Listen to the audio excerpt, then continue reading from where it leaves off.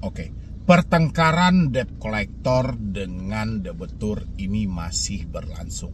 Yang tumbang tetap si debiturnya. Kenapa seperti itu, Bang? Karena si debitur mengalami tekanan.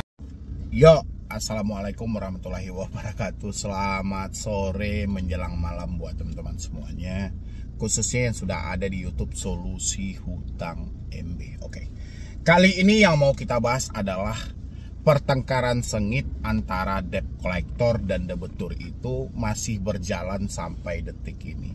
Yang kalah ya tetap aja debiturnya gitu loh. Karena debitur tidak bisa menguasai atau menyeimbangkan pemikiran mereka karena beratnya rasa bersalah dan tekanan yang ada.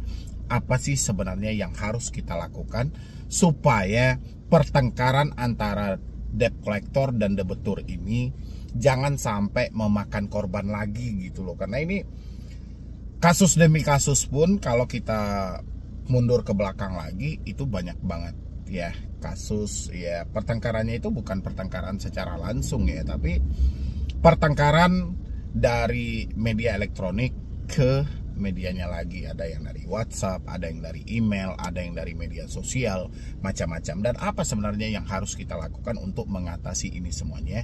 Saya jelaskan buat teman-teman semuanya yang baru telat bayar, tidak mampu bayar, tidak sanggup lagi bayar di pinjol legal atau pinjol resmi. Anda boleh simain video ini sampai habis, jangan ada skip. Dan yang mau bergabung di grup WhatsApp juga silahkan tinggal klik tombol gabung yang ada di bawah nama channel sebagai bentuk apresiasi Anda daripada Anda capek-capek keluar sana mencari jasa-jasa yang aneh-aneh. Mendingan gabung di grup WhatsApp Solusi Hutang MB. Dan yang belum mensupport channel ini silahkan di-support dulu.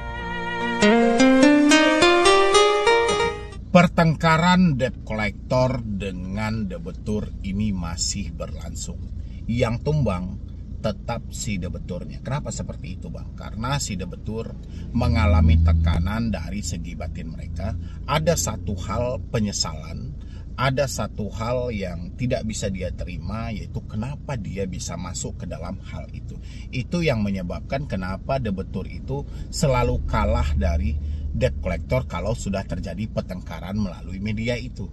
Contoh misalnya di telepon, di WhatsApp, selalu debitur yang baperan, selalu debitur yang merasa bersalah. Itu bukan tanpa alasan, tapi memang sudah ada alasan yang validnya, yaitu tadi penyesalan. Dan lagian juga untuk Anda semuanya yang telat bayar atau tidak mampu bayar di pinjol, ini juga saya himbau hati-hati banget. Di luar sana banyak banget penipuan berkedok edukasi ya. Dia sebenarnya mengharapkan cuan dari Anda dengan dalih memberikan pertolongan dengan bayaran sekian persen plus sekian persen. Jadi hati-hati banget, kepanikan dan kesetresan Anda bisa menjadi uang bagi mereka.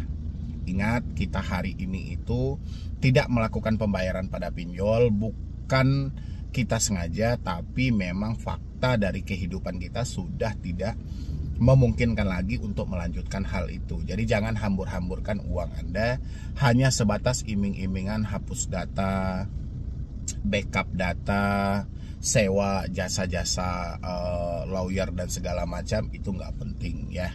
Yang penting hari ini bagaimana Anda bisa memenuhi kebutuhan hidup Anda untuk kedepannya. Hidup tidak berhenti sampai di sini, walaupun kita terjerat dan kita terikat dengan jeratan pinjaman online.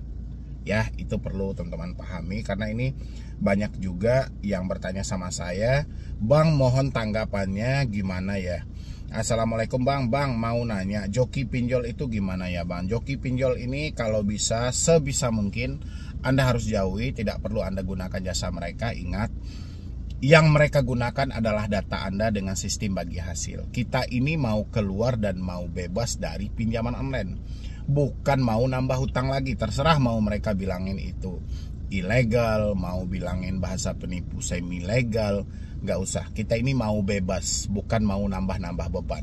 Apalagi yang sampai diminta, dia minta uang 1,5 juta, diiming-imingkan uang 20 juta. Anda diminta dulu uang 1.500.000 dengan pencairan 20 juta. Itu sudah real kepenipuan. Dan hati-hati banget ya, di media memang banyak banget yang seperti ini, memanfaatkan momen-momen kepanikan diri teman-teman semuanya. Oke, kali ini pertengkaran dengan debt collector itu tidak bisa berakhir. Yang mana saya perhatikan di sini, banyak orang-orang yang sulit memaksimalkan pemikiran mereka. Salah satunya ada curhatan. Saya coba dulu biar kita bisa bahas. Ini gambaran dan ini contoh, dan saya yakin juga terjadi sama diri teman-teman semuanya. Assalamualaikum Bang. Waalaikumsalam. Maaf mengganggu, saya ingin banyak berkonsultasi. Oke. Saya hampir saja gila dan depresi, ingin mengakhiri hidup Bang. Jangan ya. Walaupun kesetresan itu terlalu tinggi karena tekanan, ancaman, dan sehingga Anda diberikan sedramatis mungkin oleh pinjol, jangan sampai terbesit mau gila, mau stres sampai mau mengakhiri hidup. Jangan. Ya, mati bukan solusi dari kita menghadapi masalah. Ingat, masalah ini dititipkan oleh Tuhan pada kita supaya kita satu klik lebih dewasa, bukan satu klik lebih menjadi anak-anak dan berpikiran singkat. Habis itu dia bilangin di sini lagi, saya baru mau telat bayar beberapa aplikasi pinjol, baik yang legal dan ilegal, karena saya merasa sudah tidak sanggup lagi Bang. Justru saya sekarang semakin membengkak hutangnya dan menggadaikan 2 BPKB dan motor. Ya Allah Pak, mohon penerangannya. Saya sedang dalam ketakutan, keresahan, kekhawatiran yang besar Pak. Takutnya banyak DC yang mendatangi saya. Dan inilah yang saya sampaikan, pertengkaran antara debt collector dan debetur itu belum berakhir. Ini salah satu contoh yang terjadi. Dia bilangin, justru sekarang semakin membengkak hutangnya. Dia menggadaikan 2 BPKB dan motor. Hanya karena sebuah ketakutan, ada keresahan dan kekhawatiran. Dia membayangkan ada debt collector rame datang ke rumah dia, mungkin 1 mobil, 1 truk, 1 apa, saya nggak tahu lagi. Ini yang harus kita antisipasi buat teman-teman semuanya. Saya paham, Anda seperti yang saya sampaikan di awal tadi, ada sebuah rasa penyesalan. Ada sebuah rasa ketidakikhlasan. Kenapa saya harus masuk ke dalam dunia ini? Itu yang menyebabkan terjadi titik di mana Anda sudah tidak mempunyai ide lagi, pemikiran pun sudah tidak mensupport lagi. Kalau untuk telat di beberapa pinjol legal, bukan hanya Anda saja, tapi ada puluhan juta masyarakat Indonesia yang menyatakan ketidakmampuan mereka setelah bergabung atau meminjam uang secara online, apalagi yang disebut dengan namanya pinjol. Ingat ya, Anda tidak sendirian tapi banyak orang. Dan habis itu, di sini ada cara yang salah menurut versi saya. Kenapa cara yang salah? Membayar hutang dengan cara berhutang sama aja, walaupun Anda bilangin ini kan tidak gali lubang tutup lubang kepada aplikasi lain. Oke. Tapi dengan Anda menggadaikan 2 BPKB dan motor, itu adalah cara yang salah. Menggadaikan otomatis Anda membuka pintu hutang baru. Ini cara yang salah. Ya, bukan tanpa alasan juga. Kenapa Anda bisa melakukan sampai menggadaikan harta-harta Anda? Kenapa Anda sampai menjual-jual aset Anda? Ya seperti yang Anda luapkan tadi. Ada sebuah ketakutan dan keresahan. Ketakutan dan keresahan itulah yang sebenarnya saya sampaikan. Masih terjadi perang sengit atau pertengkaran sengit antara debetur dan debt collector. Hal ini kalau Anda menyampaikan bahwasannya masih ada ketakutan, itu adalah keberhasilan bagi pinjol.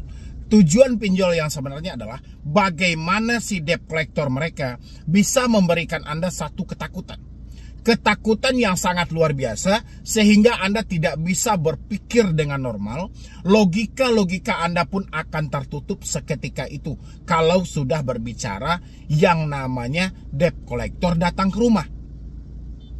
Ini yang harus diatasi dari teman-teman semuanya. Makanya saya himbau sama Anda, semua ketakutan Anda yang terjadi hari ini tidak terlepas karena ada telepon dari debt collector. Tanyalah sama diri Anda masing-masing. Tidak terlepas dari Anda menerima chat WhatsApp dari debt collector. Bisa Anda pertanyakan ke diri Anda masing-masing. Apakah mereka berbicara secara langsung ke rumah Anda? Tidak. Mereka berbicara via telepon. Apakah mereka mengancam itu langsung ke depan pintu Anda? Tidak. Mereka mengirimkan ancaman itu via WhatsApp. Anda tahu sumber masalahnya itu ada di mana? Ada di telepon Anda. Kenapa Anda menikmatinya? Apa yang Anda takutkan dengan mengganti kartu? Anda bilangin kalau kita ganti kartu, kalau kita reset HP bang, kontak kita yang menjadi sasaran, itu sudah salah persepsi, sudah salah pemikiran. Kalau Anda berpikir seperti itu, siap-siap Anda akan dihancurkan sehancur-hancurnya oleh pinjaman online. Ya, berpikir optimis. Selamatkan diri kita dulu. Diri kita aja berada di titik di mana kita sudah tidak mampu lagi memaksimalkan pemikiran kita, otomatis diri kita perlu obat untuk menyembuhkan diri kita sendiri. Ya, jangan kita pikirkan orang lain dulu. Selamatkan diri Anda dulu. Egois bang, memang agak egois. Tapi kalau Anda tidak menyelamatkan diri Anda tidak akan mampu menyelamatkan orang sekitar Anda. Sekarang Anda berada dalam titik ketakutan. Bagaimana mungkin Anda bisa mengkaper orang-orang yang komplain nantinya ditelepon oleh debt collector? Makanya saya sarankan buat teman-teman semuanya, putus semua komunikasi yang ada supaya ketakutan, keresahan, kekhawatiran yang besar itu hilang dalam diri Anda. Anda tidak menerima lagi telepon, tidak melihat lagi chat, tidak menerima lagi email. Otomatis ketakutan, keresahan itu akan berkurang gratis, saya jamin 100%. Tinggal mau apa tidak mempraktekannya. Cuman itu aja. Tapi kalau tidak, pertengkaran ini tetap akan dimenangkan oleh debt collector pinjol. Anda tetap akan menjadi orang yang menderita seumur hidup, akan dihancurkan dan dimiskinkan oleh pinjaman online selagi Anda membiarkan komunikasi itu berjalan dengan maksimal. Ya, ini perlu Anda garis bawahi kalau memang Anda mau bebas dari jeratan pinjaman online. Stop semua drama yang ada dalam diri Anda. Anda membayangkan misalnya, saya takut banyak DC mendatangi saya. Itu kan bayangan Anda. Ya. Sehingga apa? Kalau bayangan itu terus-menerus ada dalam diri Anda akan melakukan tindakan yang salah. Kalau tindakan Anda sudah salah, selamanya hidup Anda akan menjadi orang yang merugi. Gagal bayar pinjol itu kalau memang dipinjol legal, satu-satunya risiko yang akan Anda dapat BI checking. Di luar dari itu, ketakutan dalam diri Anda sendiri. Otomatis Anda diminta untuk menaklukkan ketakutan yang ada dalam diri Anda. Itu risiko dari pinjol legal. Kalau risiko pinjol ilegal, memang harga diri dan data Anda adalah risiko dari pinjol ilegal. Tapi telah disampaikan oleh Bapak Mahfud MD, kalau kita sudah terlanjur meminjam, silahkan berhenti untuk membayar di pinjol ilegal. Kita pakai satu itu. Jadi bukan kita nikmati, ketakutan-ketakutan ini bukan kita nikmati. Kalau kita nikmati, kita yang kalah. Jadi kalau Anda ingin memenangkan pertengkaran dengan debt collector, lawan ketakutan yang ada dalam diri Anda. Tapi kalau Anda tidak bisa melawan ketakutan yang ada dalam diri Anda masih menikmati hal itu dan Anda biarkan telepon Anda masih bisa dihubungi, WhatsApp Anda masih bisa berkomunikasi, email juga seperti itu, siap-siap Anda menjadi orang paling terdepan dihancurkan oleh pinjaman online. Siap-siap aja hal itu. Ya, saya di sini hanya mengingatkan Anda. Jadi kalau Anda ingin memenangkan pertengkarannya, harus lawan dulu ketakutan yang ada. Tapi kalau tidak, selagi ketakutan Anda masih ada dalam diri Anda, itu adalah kesuksesan bagi pinjol. Jangan harap pinjol bangkrut kalau Anda masih ketakutan. Tapi kalau mental Anda sudah mental baja, saya pastikan pinjol akan hancur dan bangkrut ada di Indonesia ini. Ya, terserah Anda. Anda mau takut atau mau berani. Karena keberanian Anda kehancuran pinjol, ketakutan Anda adalah keberhasilan dan kesuksesan dari pinjaman online. Ya, mungkin dari saya cuma itu aja. Buat teman-teman semuanya yang masih mengalami telat bayar, masih terjadi pertengkaran sengit antara Anda dan debt collector, taklukkanlah rasa takut Anda supaya Anda bisa memenangkan pertengkaran itu, supaya Anda tidak terhanyut dalam tekanan dan ancaman yang diberikan oleh debt collector pinjol. Ya, jadi sekian dulu dari saya, Medi Broni. Wassalam.